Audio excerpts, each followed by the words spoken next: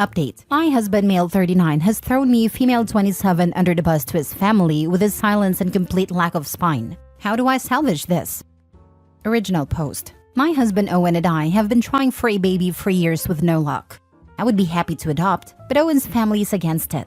It has influenced my husband to also be against it. After our second year of trying, I begged my husband to go with me to get a checkup to see if either of us or both of us is infertile. He was strongly opposed to this, as all the men in his family are extremely fertile, but eventually gave in, and as it turns out, his sperm count is extremely low. He was heartbroken as I was, and we both got therapy. After a year of no longer trying, I got pregnant but lost the baby, and we were devastated. Owen blamed himself and proposed that we start the process of getting into a family planning center for a sperm donor, which I agreed to. He asked me that we'll not tell either of our families about this, or our friends, and I agreed because I would never want to emasculate him. With the help of our donor, I was able to successfully become pregnant, and we had our little girl last year. She is healthy and progressing amazingly, and I thank God for her every day. I kept my promise and never told anyone. However, Owen is struggling with connecting with our little girl. Here is where the trouble begins. Last month, he went out of town with his brothers for their friend's bachelor party. While on the trip, Owen told his brothers about our infertility issues and that our baby wasn't biologically his. One of his brothers must have told his wife, who told my husband's mother. I don't know why she would tell my husband's mother, except that she has never liked me. Their mother then came to our house and called me a lying whore and tried to get my husband to leave with her. He just stood there silent. I told her that it was Owen's decision not to tell anyone, and she asked him if this was true. Again, he was silent, which his mother took as me being the liar. She then went to our nursery and started taking everything she'd ever given us for the baby back. I told her I didn't care about it, and I made more than enough to buy everything she gave us myself, and better quality. This set her off, and she called my baby a filthy bastard. When she said that, I did something I know is harsh, but I believe she deserved it. I physically pushed her out the door. I didn't hit her, but I did put my hands on her shoulders, pushing her out the door, and threw all her crappy things out with her. After spirits had calmed down, I realized my husband had said nothing when his mother was berating me, calling me a liar, and when she called our child a filthy bastard. So I asked him why he was silent. He said I wasn't raised to be disrespectful the way I was, and that his mother hadn't said anything that wasn't true. She was just hurtful with what she'd said, and that we should let it go and wait for his mother to forgive us. I told him that I would never let it go, that his mother and anyone who agreed with her was not welcome in our home, and that I don't need to be forgiven when I've done nothing wrong. He then said the house was his, and as the head of the family, it was his decision. I said fine, but why did he allow her to call me a liar and a whore? Those things are not true, and our child shouldn't be called a bastard. He just repeated he would not argue with his mother. After that, I stopped speaking to him and started gathering up my daughter's things and purse, and walked out the door with her. He tried to stop me and told me I couldn't take his daughter anywhere without him, and I lost the little bit of composure I had left. I told him she wasn't his daughter. He had proved he didn't see her as his daughter, when he'd allowed his mother to call her a filthy bastard and told him she wasn't his. He broke down into tears and begged me to come back inside, but at the time I felt nothing. He looked pathetic to me. I've taken my baby with me and gone back home to my parents, and finally told my family the truth, which feels so good. They're completely in support of my decision and are not allowing my spineless husband anywhere near us, as he still refuses to apologize to me or set the record straight with his family. However, I told his sister-in-law that I was close to the truth, and she told the rest of his family. Half of his family is understanding while the other side is on his mother's side, but they're all mad at my husband. I need time to cool down, but I know eventually my husband and I need to figure our marriage out. One thing is for certain, I will not return to his house until he apologizes to me and promises to protect me and his daughter fiercely. I want to see this in action form, starting with him telling his mother what she did was wrong and banning her from coming to see us until she asks for my forgiveness. We were also planning on having more children as he wants a big family, but that is off the table as I don't believe he is ready and we both need to get back into therapy. Now for the top advice before reading the update. I'm confused. Your husband had a low sperm count, but he was still producing, and the IVF clinic normally harvests your husband's sperm and choose the healthiest candidate and then inject it directly into one of your eggs. Why did you decide to get a third-party sperm donor when your husband was still producing sperm, albeit at a much lower quantity? Defective sperm and low sperm count are not the same thing. A healthy donor was less expensive and had a higher chance of success than IVF. We've had many friends who did IVF and spent hundreds of thousands of dollars, only to have no results and or more miscarriages. We explored all our options thoroughly and he chose this one. We were $300,000 in, and my ex did want to go your route. I did, and still have no child to show for it. He was stubborn and wouldn't listen. He did a few other crappy things until I finally left. I'm glad you have a child to hold on to. I'm so sorry. The choice is very difficult between IVF, donor, surrogate, or adoption. I'm glad you are free of your ex. I hope to be free soon as well.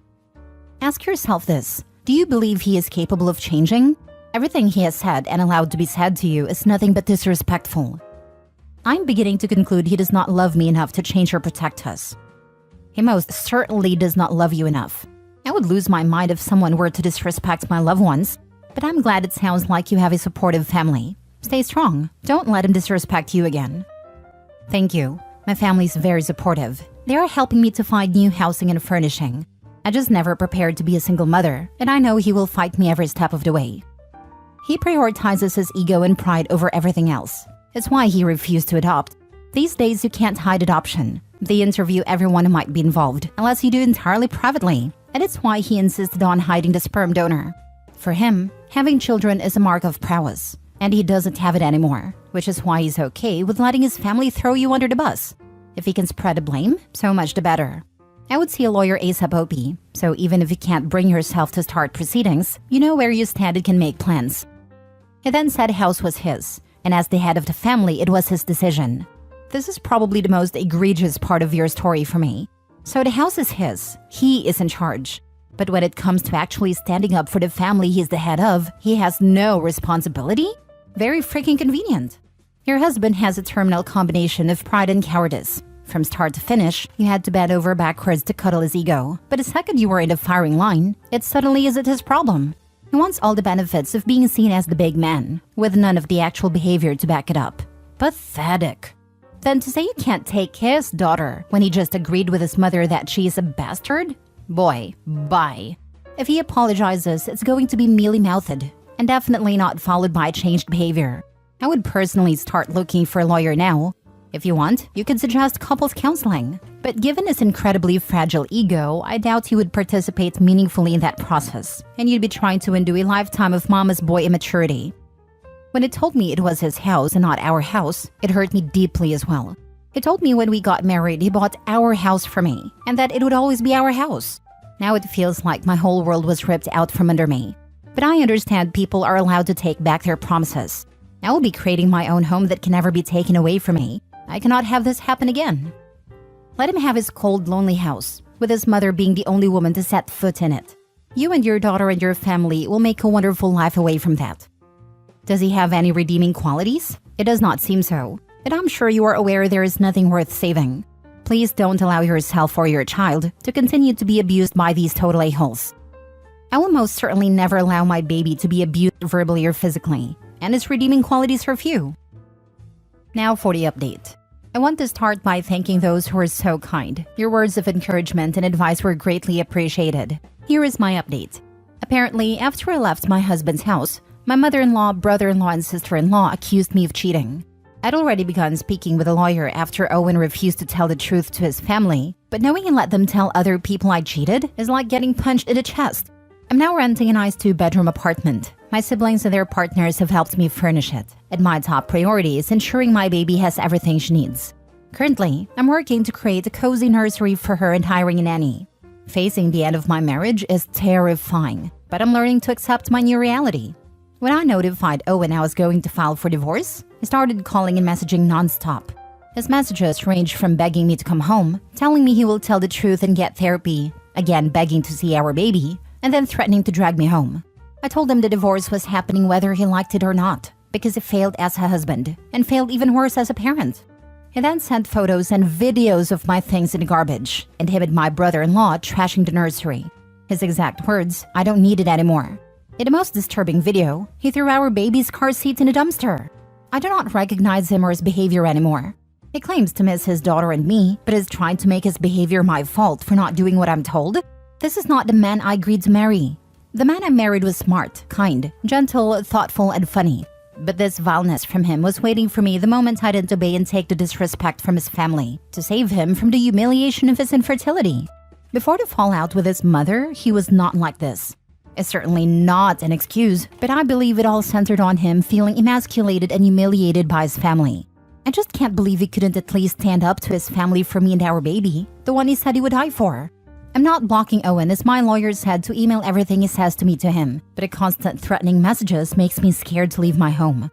Owen knows where I work and has repeatedly told me he will drag us back if that's what it takes, and that I'm making him do this. My lawyer and I are working on a restraining order, but every woman who was attacked by her ex-husband knows restraining orders don't keep you safe. However, things took a turn when my father-in-law showed up on my parents' doorstep, and it's the reason I decided to update. My father-in-law asked to speak with me. My parents told him they would call me at ask, but if I said no, then that was final, and he would not be welcomed back. I only agreed to speak to father-in-law because he told my parents he was there to apologize for his family and set the record straight. My dad called me as my father-in-law was blocked from calling me, and when I picked up, my father-in-law immediately apologized for his wife's behavior. He wanted to hear my side of the story as he did not believe I cheated.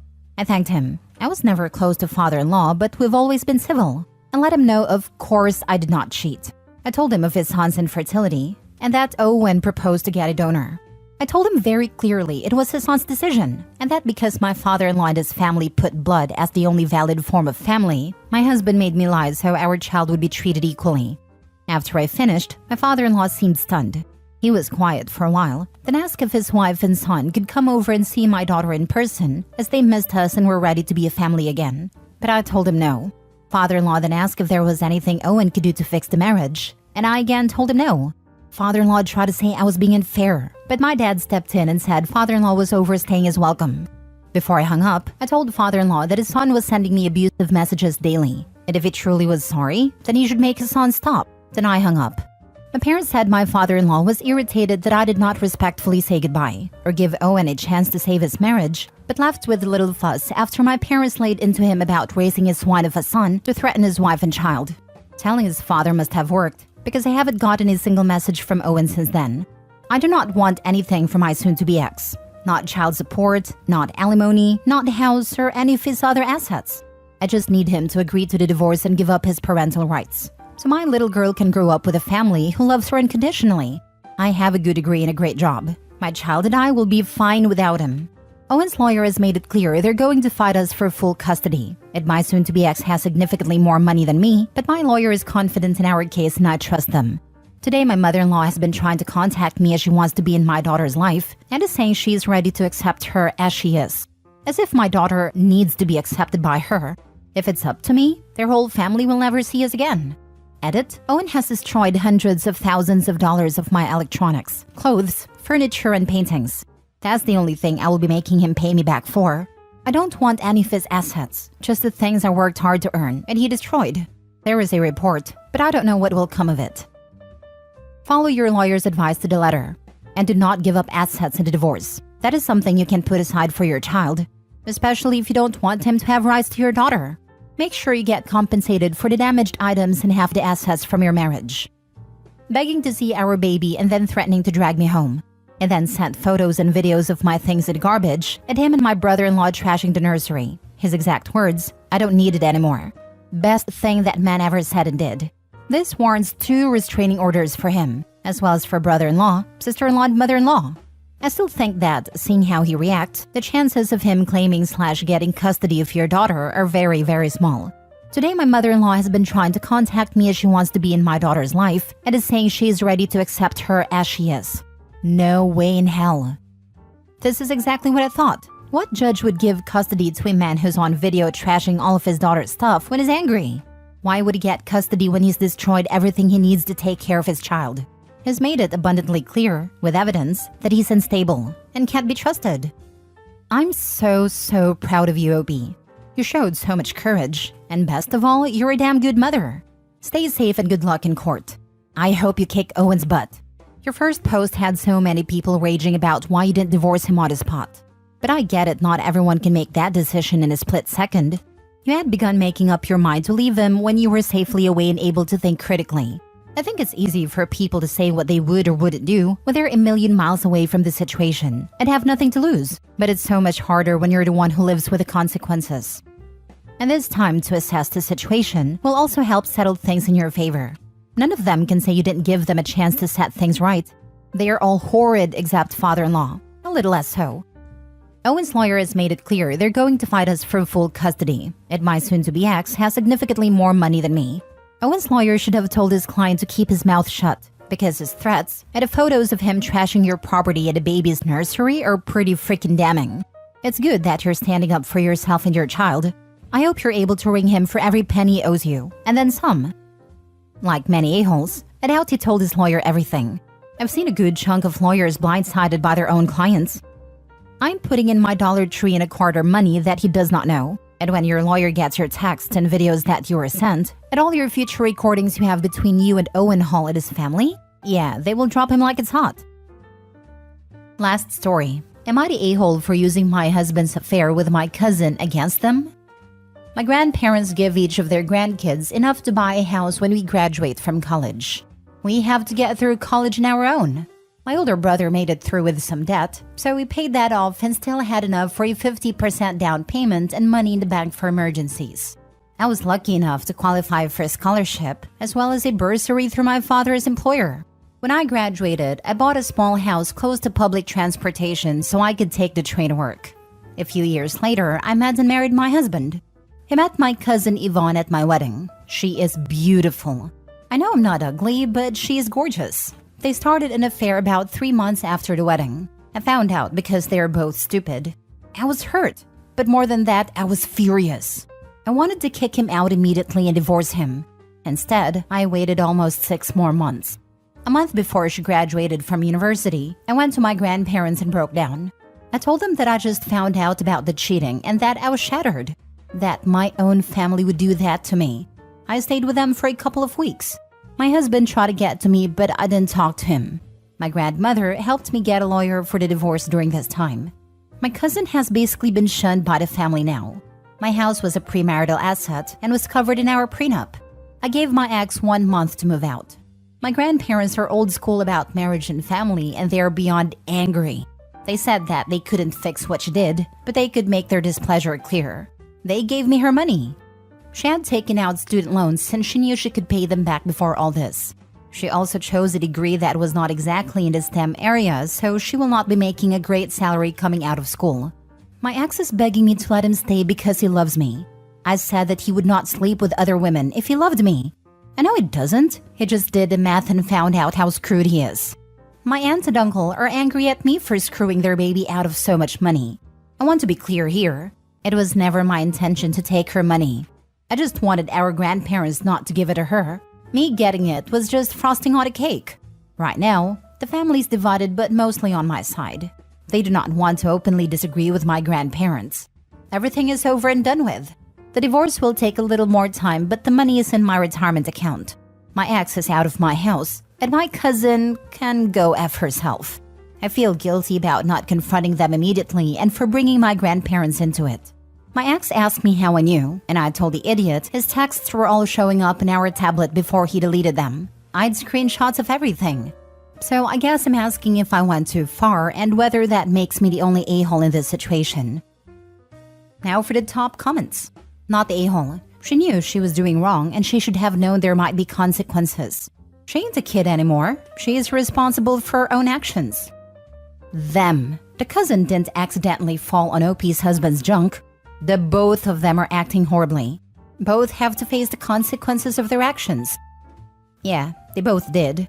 However, if I got off on sleeping with married men, I would try to at least not sleep with my cousin's husband, especially if I hadn't been given my inheritance by my old school grandparents yet. So she definitely lost out more. But oh well. Not the a-hole. In a perfect world, you would have addressed it immediately. This isn't a perfect world. You needed time to grieve, process what happened, and build the strength to deal with it. Going to your grandparents, who seem to be very strong supporters of yours and all of their grandkids, you had no idea how they'd react. I don't think you went to them to screw your cousin, nor could you know how they'd react. Unlike your cousin who screwed your husband to mess with you, they both knew what they were doing and were consenting adults. Obviously, her parents aren't going to hold her accountable for her actions. Your grandparents did. Sucks to be her for sleeping with your husband. I'm sorry you went through this, but you should feel zero guilt about how this all played out. You're the victim here. I bet if she did confront them straight away, the grandparents would still have the same reaction. 100% agree with you. The grandparents take care of their family, but also hold them accountable. The aunt and uncle don't like it, but the grandparents sound like stand-up folks to me.